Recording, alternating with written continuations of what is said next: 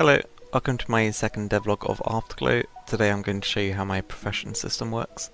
I spent a long time deciding whether to have an unlimited system, where let's say you have a fighting skill and a woodcutting skill and can level up each with no limits until you reach the max level, which is kind of a classic, and I did originally implement this, but I decided it had been done one too many times. So I'm currently using what I consider a more realistic profession system, which is you have a few professions you can specialise in at once, rather than having the ability to learn or know everything. But don't worry, it's not too limiting. You get skill points, but you get different types of skill points, so you get combat skill points or adventure skill points and life skill points, and so you can still fight and craft at the same time. You're of course free to forget what you know, so you're not locked into whatever profession you choose. You can always forget it and relearn something else if you run out of skill points. I know some people might think this is a bit limiting for this type of game, but I think in reality it would just make it more fun, as in it's going to introduce builds, and I like that idea, as in I don't want someone to say, oh, if you want to kill X, just get your fighting to level 25. I want people to suggest different things, like trying half of this profession and half of that profession, or just mixing and matching yourself and seeing how you fight best. I think this approach kind of goes back to the early days of gaming, where it's not really about min-maxing or getting everything to the max level, it's about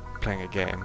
Right, so let's get into one profession and explore it. I'm going to pick nanoflow. So nanoflow, my game's set in the future on Earth. It's not some fantasy, it's not set in the past, and magic doesn't exist. But I did want something like magic, so nanotech exists, and you use nanites to kind of form magic attacks and things like teleportation as well. But anyway, you can go over to the professions UI and choose the profession that you want to look at, and then it opens the skill tree. You can also see information about the selected skill in the bottom right, such as the abilities or modifiers it unlocks.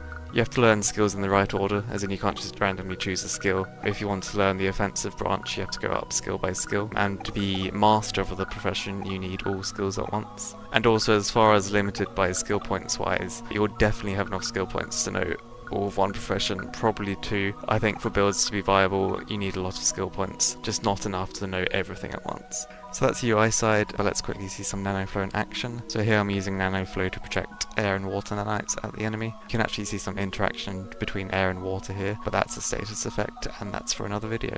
Nanoflow also comes with some utility abilities such as teleportation, which you can see here, which already looks quite cool in my opinion. The final part of this, of course, is how you actually learn the skills, and that's another UI, and it's a process I call melding. The idea that your brain is in a state where you can learn or forget things. It's the future, nanites exist, so let's just pretend they can upload data to your brain. So this is the chair. I wanted it to be a bit like a spa, that's why the music is like this and the particle effects like this. I just like the idea of being relaxed in a chair and you're learning new skills. But yeah, I think that's a very general overview of my